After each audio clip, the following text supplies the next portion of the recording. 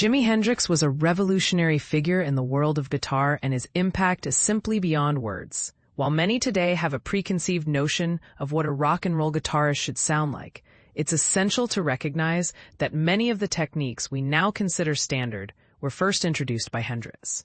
From playing the guitar with his teeth to creating mesmerizing sounds with feedback, his innovative approach set a new standard in music. Amidst the spectacle that surrounded him, it's crucial to remember the extraordinary musicianship he brought to the rock genre. Although Hendrix wasn't the first to blend blues with rock and roll, he approached it differently than his contemporaries. While Eric Clapton sought to emulate his blues idols, Hendrix aimed to surpass them.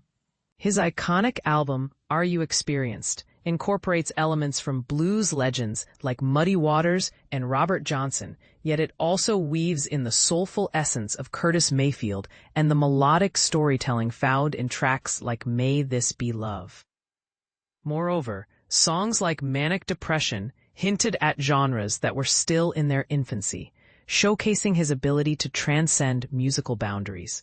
Hendrix viewed music as a vast landscape, rather than a series of rigid genres. This perspective allowed him to fluidly shift styles as the moment demanded.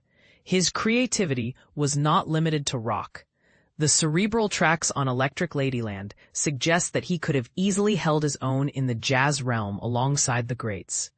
Much of Hendrix's adventurous spirit was influenced by the groundbreaking work of the Beatles.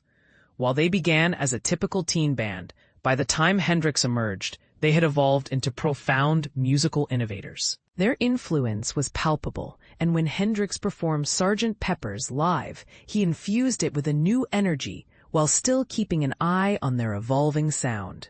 The Beatles represented a unique benchmark for any band looking to push boundaries. Although Frank Zappa and the Mothers of Invention shared a similar avant-garde approach, their music often felt like a challenge to the listener. In contrast, the White Album explored various musical paths while ensuring that each one was executed beautifully. Hendrix admired the Beatles, acknowledging their unparalleled artistry. He once remarked, "I think it's good. They're one group that you can't really put down because they're just too much." Paul McCartney was the big bad Beatle, the beautiful cat who got us the gig at the Monterey Pop Festival. That was our start in America. Everything was perfect. Even though Hendrix didn't sign with Apple Records, it was evident to everyone present that they were witnessing something extraordinary during his performances. His music drew inspiration from early rock and roll icons like Little Richard and Chuck Berry, yet he painted with a much broader palette of musical influences.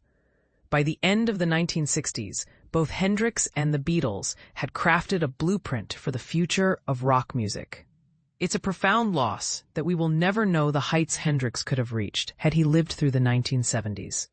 Given the direction the Beatles were taking, it's likely that he would have continued to innovate and explore new musical territories.